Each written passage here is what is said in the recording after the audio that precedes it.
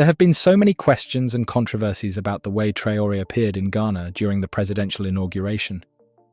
But he has finally put our questions to rest as he breaks his silence. When it comes to safety, President Ibrahim Traore of Burkina Faso lives by a simple rule: always be ready. While some might call it crazy, he sees it as just good sense, especially in his line of work. Take his recent surprise appearance in Ghana during the inauguration of President John Mahama. On paper, Traore wasn't supposed to be there. He'd formally declined the invitation, choosing to send a representative instead. At least, that's what everyone believed. But then came the twist. Early that morning, Ghanaian protocol officers got the shock of their lives when Traore's convoy thundered onto the scene, unannounced. It was the kind of dramatic entrance you'd expect in a spy movie.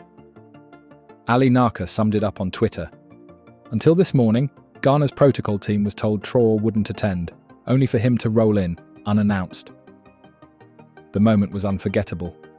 A line of black armoured Land Cruisers pulled up, engines rumbling like they were announcing a VIP's arrival.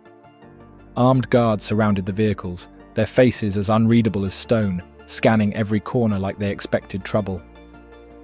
Then, the man himself stepped out, dressed head to toe in his military uniform, a pistol strapped to his hip for everyone to see.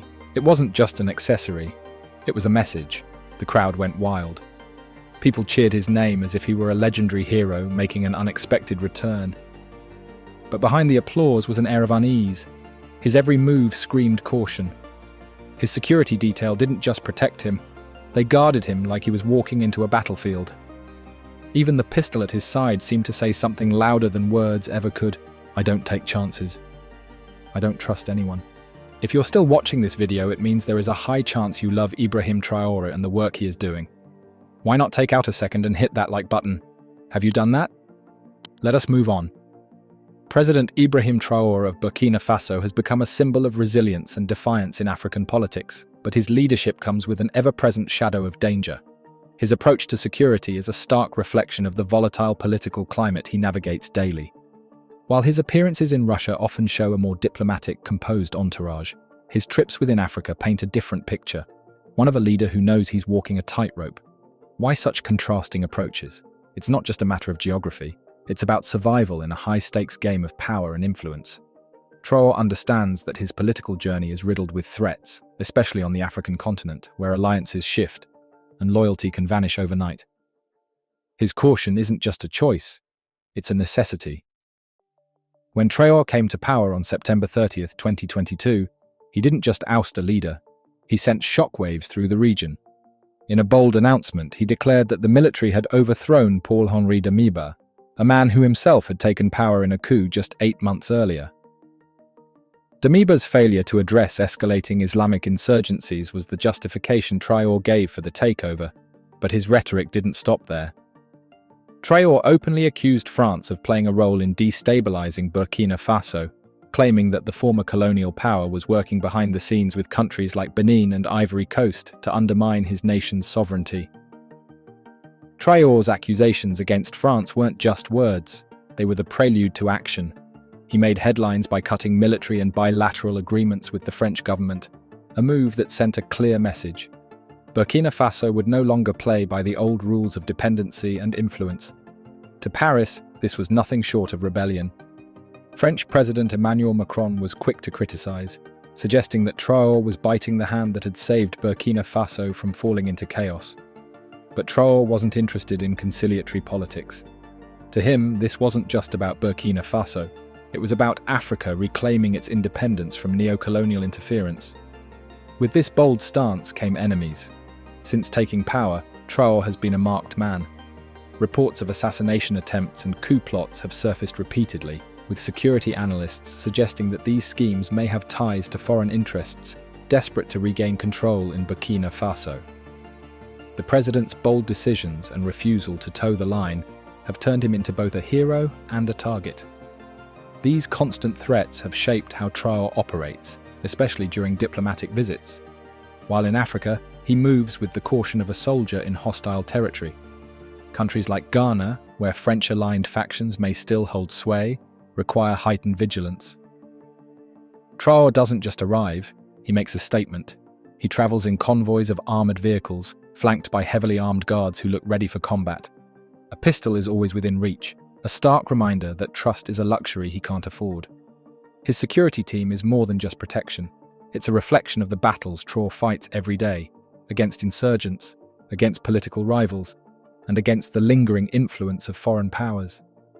Every step he takes is deliberate, every move calculated, as if he knows that even the smallest misstep could cost him everything. To his supporters, Traore's vigilance is a testament to his strength and resolve, a sign of a leader willing to go to any lengths to protect his people and his vision for Burkina Faso. To his enemies, it's a frustrating barrier, a reminder that he won't be easily intimidated or overthrown. When President Ibrahim Traore of Burkina Faso touched down in Ghana for a high-profile event, it wasn't just another political visit. It was a performance of calculated precision. Traore's every move was deliberate, designed to project control, authority, and an unwavering commitment to his own survival. Before the event, Traore officially declined Ghana's invitation, making it clear that he wouldn't be attending the inauguration. On the surface, it seemed like a polite RSVP, but behind that announcement lay a tactical decision, likely intended to neutralize any pre-arranged plans that could threaten his safety. By removing himself from the expected equation, he made it impossible for anyone to predict his next move. Then, in a bold twist, Traore arrived unannounced. His entrance was nothing short of cinematic, a convoy of heavily armored vehicles, a security team bristling with readiness, and a leader who seemed unshaken by the risks around him. It wasn't just about showing up, it was about sending a message. I decide when and where, not you. This approach reflects the high stakes Traore faces as a leader of a nation like Burkina Faso. His tenure as president has been marked by dramatic shifts, including a decisive break from France, the country's former colonial ruler.